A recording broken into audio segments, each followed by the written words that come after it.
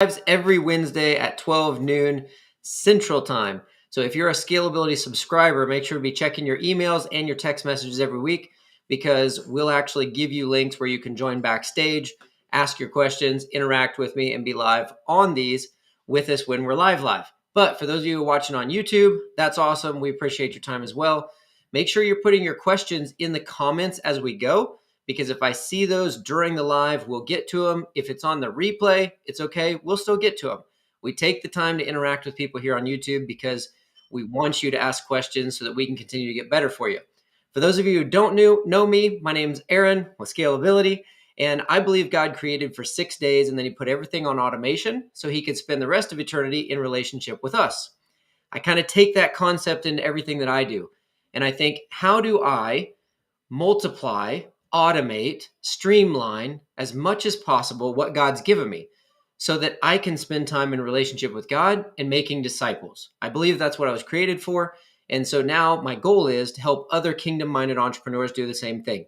That's our goal, and our purpose behind Scalability is that we teach you how to have success with software so that you can automate things and you can spend time with people and with God and doing what he's called you to do and getting your message out to the world, instead of doing all the menial little answering emails and little tasks back and forth that a lot of people do and don't actually get the moneymakers done. So our purpose behind Scalability is not just to sell software, it's to teach you how to use it so you can have success with it. We want you to make a ton of money so you can help a ton of people. This is how I multiply my giving. I can only make so much money, even if it's millions or billions of dollars. I'm still going to cap somewhere. But if I could teach 1,000 other people to do the same thing, and we're all tithing, we're all giving, we're all feeding back into the kingdom, then I'm multiplying my income and multiplying my giving. So this is the way that we do that. And today I want to jump into automations because, that's kind of the point of getting into software is automation. How do we streamline things? How do we leverage the tools we have so that we have to do less work manually ourselves, right? And so some of you know, some of you don't. Scalability already has pre-done automations that you can use for different types of campaigns, different kinds of things that are going on. And so today I want to review those, show them to you, tell you when you could use those, give you some ideas, hopefully, to where you know this is what I'm doing and that automation would be good for this. So we're going to jump straight into my screen here, and we are going to start playing inside of Scalability. Now, this is a demo account so that we can dig into the automations. But when you log into Scalability, over here on the left side, you'll see automations. And when you click on automations, it brings you up to this list where it shows the automations that you actually have. As you can see in this account, we've got one set up as a demo, but then in the top right corner, we're going to hit create workflow. Now, when I create workflow, it says pick a template or start from scratch. A lot of people start from scratch. A lot of people see these. Maybe you've seen them and you're just like, oh, those are nice. But what do they mean, right? Some of them make sense. There's a birthday template. Obviously, that's going to send people birthday requests. But what's this Fast 5, right? What's the Fast 5 Lite? The long-term nurture reactivation, IVR. These are all pre-done sequences that have been built out. Some of them have codes in them already so that you can plug them in to have codes in them to where it will automatically pull information from your profile. So your Scalability business account, when you log in and you've got your company information, then it will pull the information and plug it into the automation so you don't have to type it in. So let's take a look at a couple of these. There's down here at the bottom, well, one of the most used will be this recipe automation confirmation and reminder right here. This is one that we use for calendars, right? You create your calendar, somebody schedules on your calendar, and it automatically sends them a confirmation text, a confirmation email, and then reminders coming up to your meetings. So if I click on recipe appointment confirmation and reminders template, the first thing it does is it automatically builds it out. And as you can see here, we can kind of scroll around, we can see everything that's here. But let me explain it to you. For those of you who don't know, With automations, there's always going to be a trigger at the top and a place to add more triggers. And then that's what starts everything underneath it. So you see here, it already has a trigger of an appointment being made. If I click on any one of these things, it's going to bring up the settings in the right side where we can edit it. So if I click on the trigger, it'll bring this up here on the side where we can edit it. And the first thing we want to do is click this little drop down. And here you can say all the different types of appointments. You pick what you want. But if I'm going from a calendar, I'm going to scroll down until I see appointments, customer booked an appointment. And when I click that, now I can add a filter. And here I'm going to say in calendar. And then here I can select the calendar. Now, when I save that trigger, that now is the trigger that makes all of these other things happen. Okay, there's always a trigger that makes all the actions go. All the actions are going to be stacked underneath your triggers. So when somebody books on this calendar specifically, it's going to flow down this line and hit this, and it's going to send them a confirmation email. If we click on that, you see here, it put location name and location email. This is so that you don't even have to go in and type your name and your email. This information right here is being pulled from your business profile information inside Scalability. So if you go to, when you log into your Scalability, you click on settings in the bottom left corner, it brings up your business profile. Right there towards the top left section, it says business friendly name and business email and legal name. That's where this information is pulling from. So it's going to pull the name and the email from there. Then you can scroll down and you can edit your subject line and you can edit your email. Now you see here, it already has the codes in it, so you don't have to write the emails if you want, because this is a calendar thing, right? Somebody books on your calendar.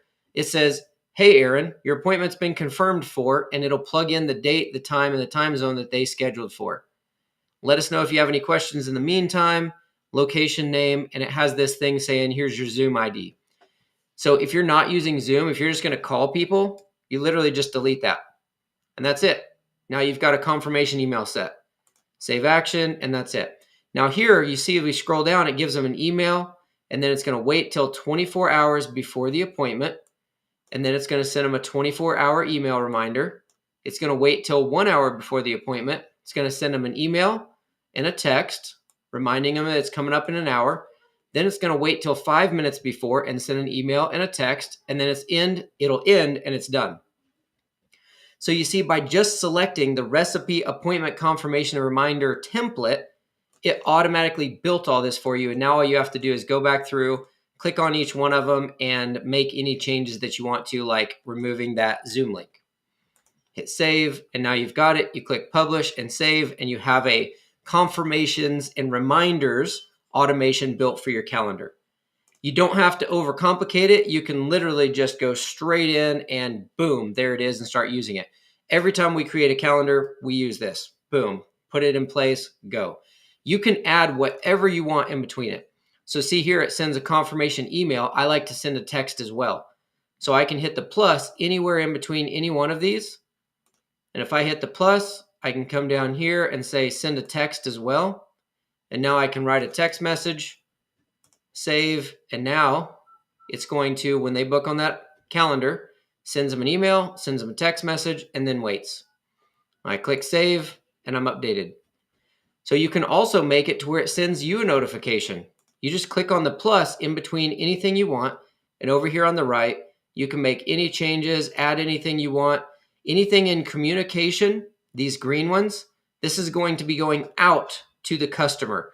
So the client who submits, the client who books, the client that submitted the form, their information is created as a contact in your Scalability account. And all of these things right here are going to send out to them with their information. As you scroll down, all these other things like data, internal tools, these are all things that happen inside Scalability. And you can plug any one of these into this entire sequence wherever you want. And all of your automations are going to be that same way. So once you kind of understand the format of a trigger, and then you can add anything you want all the way down through. Yes, you can have multiple triggers. So I see somebody with a question, you can have 2 triggers at once in the same view, or you set up for a different one. Yes. So you can actually add, we can say when somebody books an appointment on this calendar, we could also add another calendar. So we could, or a form, we could say form. So here we could say when this form is submitted, and then you click on add filters and it'll let you select which form you want to use. This is the only one in here because it's a demo account, but I'm going to use that one. So you see now it'll just show up like that. You can have as many triggers as you want. Your automations are going to speak to whatever your trigger was though, right? So if somebody books on the calendar, it's going to send them a confirmation email saying, hey, your appointment's been confirmed for this date and time.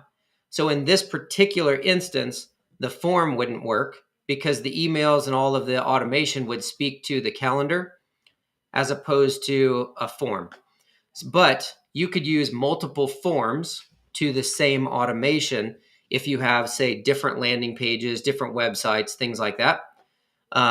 People could land on, say, 4 different landing pages where you're just testing different headlines and everything, but it's different forms and all the forms are triggering the same automation. So yeah, you can have multiple ones. And we have plenty of them with multiple triggers as well. Should I have a special Zoom account? Nope, just use the same Zoom. I'm trying to address questions here as we go. So if you guys have questions, whether you're on YouTube or whether you're in the backstage, put them in the comments so I can get to them live for you. And of course, if you're a Scalability subscriber, we'll have live Q&A as soon as we're done with this. So that is, now I know they're kind of a fast overview, but I want to give you guys a few different ones so that you can see what they look like. So this is the one that is for appointments and calendars. Now, one main super important thing you don't want to leave out when it comes to especially a appointment reminders automation like this, we want somebody to be able to book on this calendar and then start the automation. If somebody books on it again, we want them to go through the automation and get all the reminders again, right? So if I go up to the top here where it says settings and I click on settings, right here, this first thing I want to hit is allow re-entry. What that's going to do is if somebody books on your calendar, it's going to send them a confirmation email, text, whatever you have. It'll wait till the day before, the hour before, 5 minutes before, and they get all the reminders, right? So if you don't have the allow re-entry on, they won't be able to get the automation the second time. So they'll book on your calendar, it'll run all the automation, and then if they go back through a month later and they book on your calendar, it'll schedule the appointment, but none of the automation will run. So if we have allow re-entry toggled on, that allows them to book on your calendar next month, book on your calendar 6 months from now, book on your calendar. Unless you don't want them to book on your calendar, except for once, then we always want to have the allow re-entry on. That way, when they come through, they're always going to get all the automation. We want to leverage the automation, whether they come through once or 5 times. Okay, so let's go ahead and get out of this. And we'll go back to our workflow list here, our automations. Workflows and automations kind of work together. They're the same thing. Okay, so you see automation on the left, but then at the top you see workflow list, create workflow. It's all the same. We're talking about automation. So let's create a workflow again. Now here, I want to show you this fast 5. So we know that I think it's like 80 to 90% drop off if you can't respond to somebody within the first 5 minutes. So let's say you have a lead form or you're running an ad and somebody submits a form on your website saying, hey, I'm interested, or hey, I want to sell my house, or hey, I want to get your services, but I have some questions. They fill out the form and submit it. If you can get to them, respond to them within 5 minutes, your chances of closing that client go up like 80 to 90%. I forget what the exact number is. So if you can't get to them within 5 minutes, your chances drop off 80 to 90%, which means if somebody's actively looking for your service and they opt in saying, hey, I'm interested in this service, and they don't hear from you right away, they continue to search the internet. They look for somebody else doing the same thing, right? How many of us Google search something and something pops up and we're like, oh, okay, and we check on it. And if we don't hear something like right away, or we don't get a message right back, or we're not engaged even in a booking bot or something right away, we just go right down to the next one in line and we click on them and we see what theirs is about. We just keep searching if we're not engaged. So this Fast 5 is designed to engage your people quickly within the first 5 minutes and try to get them interacting with you, with your system, so that it improves your chances of closing that lead and they don't just continue on looking at other stuff. Okay? So if we look at the Fast 5 right here, if I click select, it's going to automatically do the same thing. It's going to create the template. Now on this one, add a new trigger. Like there's no trigger put into this one, so you can put on whatever you want. And so here we can say when an opportunity is created. So let's say when an opportunity is created, which would mean if I put somebody on my pipeline.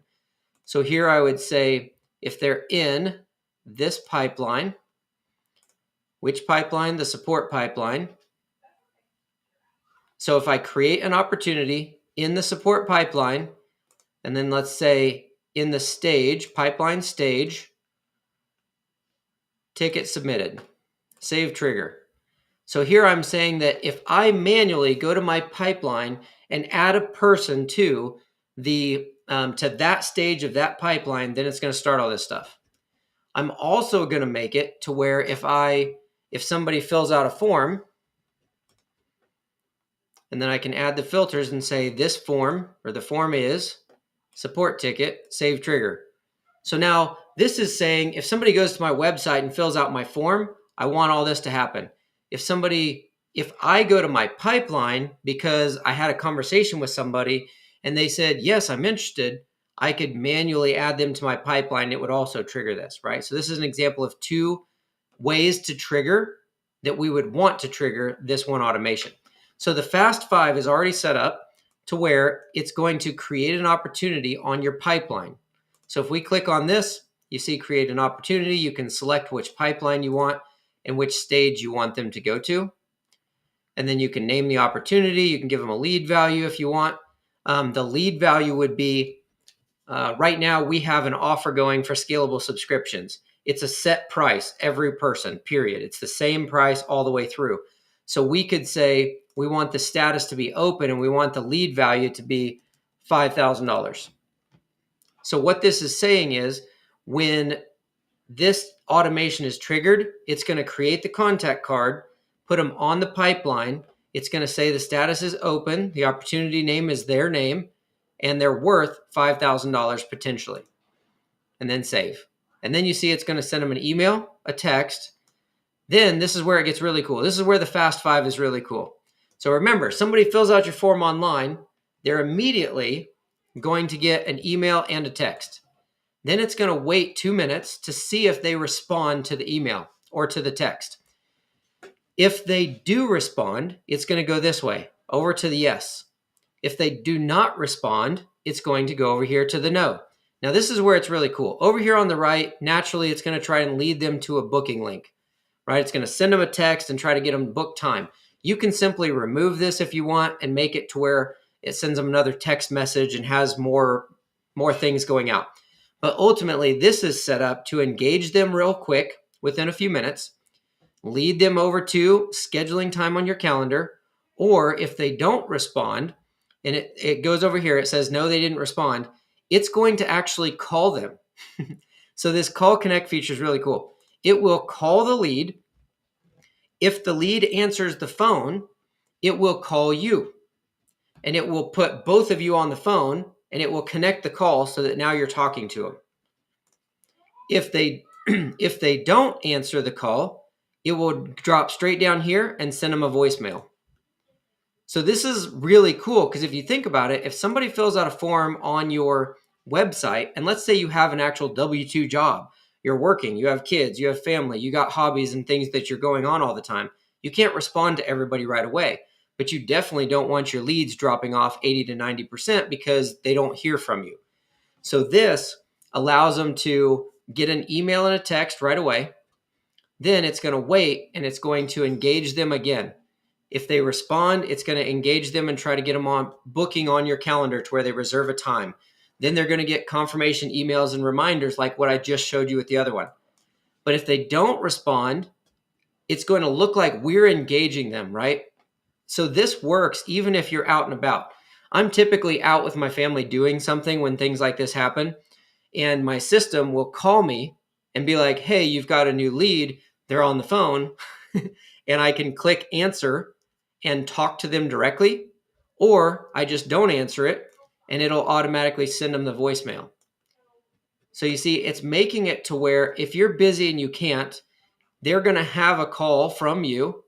If they don't answer, it's going to leave them a voicemail. And that way they have now your voice.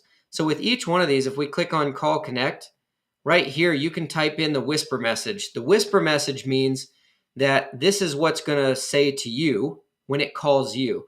So it's going to try and call them. And if they get on the phone, it's going to call you. And when you answer the phone, you'll hear whatever you put into this box right here. So you see here it says you have a new lead from Aaron Jennings. Press any key to connect with Aaron Jennings or with Aaron. You can change that to whatever you want. So that's basically saying, hey, I would, on something like this, I would make it to where this message that's whispered to me is like, hey, Aaron, this is the automation that contacted a new lead. They're on the phone, pressed 1 to connect with them right now. Like I would make that whisper message remind me of who I'm about to jump on the phone with. Okay. Right above it are instructions. So if you forget this, this is how it works, right? The whisper message here is going to say that it's going to, if it's not assigned to a specific user on your team, then it's going to connect it to the phone number in the contact profile, in the business profile of your scalability account. So if you're using your cell phone number there, it's going to connect them directly to your cell phone. Now the send voicemail, right underneath that, you can literally just remove this if you want by clicking the X, and then you can record and upload a voicemail, whatever you want to be. This is literally a placeholder here. It's just a placeholder text right here, right? Or placeholder audio file. So you just record your voicemail, plug it in there, and it will drop whatever you leave it. So this is a really cool automation because this actively engages your person within 5 minutes. Now from here, you could literally take and put all sorts of branches and you could run it to where if they respond, then go here. If they don't here, what I would do at the end of this is I would wait 1 hour and then make it send them a text message. So you're re-engaging them again, right? It's going to wait 2 minutes. If they don't respond, it's going to call. If they don't answer, it's going to leave them a voicemail. Then make it change this to say wait 1 hour and then say send a text message. And the text message is like, hey, just touching base since I hadn't heard from you. I tried calling you and I left you a voicemail, but wanted to make sure that you know I'm available. What can I do for you? And just you can make this keep going. Put a text and then make it wait a day and then send another text. The whole point here is you're getting it to re-engage them so that they don't keep searching around on the internet for something else. Cool? The same thing up top, click on settings, allow people to re-entry. I like to do that on all of them just because I like people to come through multiple times. Now, again, if we create workflow, you get an idea of what these are, right? Any one of these that we select, it's going to auto build a bunch of stuff. And then you can go in and just change the details out for whatever you want. There's Facebook Messenger. There's this IVR, and that's really coming. That's going to be really cool. If you run webinars, they're going to be webinars, registration, and confirmations. These are great for signing people up. Recipe, long-term nurture, reactivation. If we click on this one, this is something that you would run to your list. So let's say you have a list of people. You see how it's basically email, wait, right? Or let's say you do a monthly newsletter, okay? Because I know some of you have a monthly newsletter. Your trigger could be tag added. Whoops. Type in tag, click contact tag. Here we can click the filter and say tag added or removed. Let's say tag added. In here, you could create a new one that says newsletter, add a tag. So now we've got newsletter tag added is the actual trigger. So what this is saying is you could go and have 1,000 people in a list, or if you're switching into scalability, you could upload a list of 1,000 people that are on your email list. And then you could take and go through and select all of your people and add a tag of newsletter. And when you add that tag to all 1,000 people, it's going to dump all 1,000 people into this sequence, and it will start going down through here. So you're going to add a tag, and automatically it's waiting 1 month. And then it's sending an email. And then it's waiting 1 month, sending an email. Waiting 1 month, sending an email. So what you would do before you start this is you would come into the emails and you simply replace your email, right? Write your subject line, write your email, save action. Then go to the next one, write your email, subject, write your email, save action. Write all of these emails out. And you see here, it's literally just email, wait 1 month, email, wait 1 month, email, wait 1 month. So there's multiple things you could use this for. You could use it for a newsletter where it's just, you're going to write a year's worth of newsletters and you're just going to schedule them to where they go out. Or this is a reactivation, which would mean I have 1,000 people in my list, but they're not really doing anything. So I want to tell them, hey, we've got this new offer, and try to get them to come and get the offer and book a time with me. So you could change the waits to every 2 weeks, or you could leave them at a month. And you come in here with the email, and your emails would say something like, hey, we've launched this new thing. We wanted to let you know about it, XYZ. If it's something you're interested, click here. Or respond to this email. There's like a call to action trying to get them to take action on your thing, right? You want to reactivate them into communicating with you.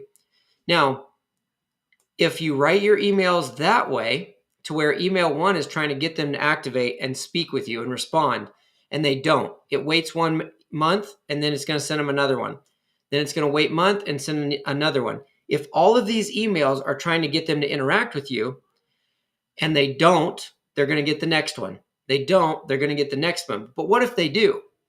What if they respond and they go, this sounds awesome. I would love to do this.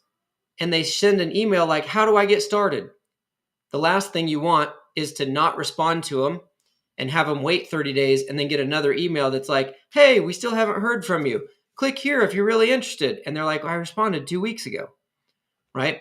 So on this particular one, what we would want to do if we're reactivating a list like that, we come up here to settings at the top, and we don't want to do the allow reentry because we just want to throw people into it once and let them run through. But we do want to toggle on stop on response. So now what that does is if this email has a call to action, they don't respond, they're going to wait 1 month and get the next one. If they don't respond, it waits 1 month, they get the next one. And then it waits 1 month. And then if they do respond anywhere in there, it's just going to stop. It's going to remove them from this workflow so they don't get the rest of these. You'll get a notification in your scalability account that says new email or new text from this contact name. And so they've responded to it. It stops sending the rest of them. Okay, so this is like a third example of how you can use and leverage one of the pre-done automations that are already built for you. Questions, comments, put them in on the live or on the replay. Either way, it's fine. We will get to them, and I like the feedback. Record the voicemail. How does the software do that? I just saw the file placement. Then do I need to make a voice message? So with recording a voice message, you could start a Zoom, you could start a Loom, you could record it on your phone and then just send it to your email and download it so you have it on your computer. Any way that you can record an audio clip and then save it to your computer, you can upload it into the builder. Now we have, it's in the works, but it's not live yet. At some point, I'm not sure when the release will be, at some point you'll be able to click record voicemail right there in the automation and record your voicemail. You just can't do that yet. So it's coming, it's cool, but right now you have to upload an audio file. And if you upload it and it's the wrong audio file, let's say you upload it and it's like a Wave 3 is whatever your voice recorder on your phone or something, and it saves it as a Wave 3 file or something. You upload it and it says it needs to be an MP3. Literally just go to Google and type in convert MP3 to Wave 3 or Wave 3 to MP4, whatever. There's a free converter that'll pop up. There's lots of them out there, and it'll let you convert it, save it to your computer, and then you can upload it. It may sound like a process, but it really only takes a few minutes. So search for it, and then you'll be able to swap it and then upload the video.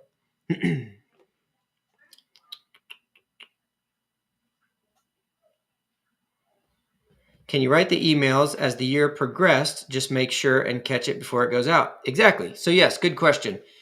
Any one of these stages, there's a 30-day wait in between each one of them.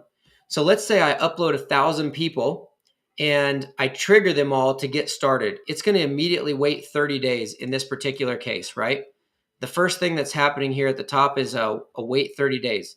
So if I upload a list of 1,000 people and tag them with my tag, then it's going to wait 30 days. You'll see 1,000 people right here. There'll be like this little person icon and it'll say 1,000 or 300 or 200, however many people are waiting at this step.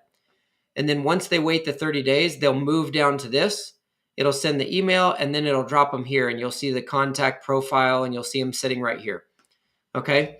So if you see 1,000 people waiting right here, they're waiting for 30 days before it's going to send this. So you have 30 days that you could jump in and write this email only.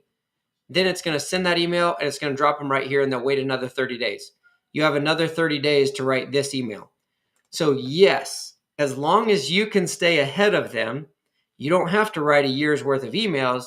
You can just write the next one, right? As long as you stay one step ahead of everybody, then that allows you to keep leveraging that automation. And we do that a lot. Set reminders in your phone, block it on your schedule to where it's like, I triggered everybody, they're in the automation. Now I set a reminder and task on my phone for next week to go in and write this email. And then I set a reminder for 2 weeks out to go and write the next email and block it on your calendar. That way you're just staying one step ahead. Any other questions or anything? Because I'm going to wrap up on automations. I don't want to overwhelm you, but I wanted to give you some ideas of how you can leverage the pre-done automations to get things working quickly for you. Okay. If we don't have any questions or anything on the live on YouTube while we're watching, then we are going to wrap up for today. And I'm going to jump backstage with all of our scalability subscribers and we'll dig into Q&A there. If you guys are watching on the replay, then put them in the comments. Even if you have questions while you're watching this, put them in the comments and we will get back to your questions in the comments on the videos. And as always, keep like and subscribe to the channel, hit the bell notification. That way you get notified when we're going live, because every Wednesday at 12 noon, we will be going live where I'll be doing Q&As, live builds. Like last week, we actually did a live build and teaching you how to have success with the software. Thank you for your time. I know it's something you can never get back, so I appreciate you giving me some, and I promise to never waste it. Have an awesome rest of your week. We'll see you guys next week.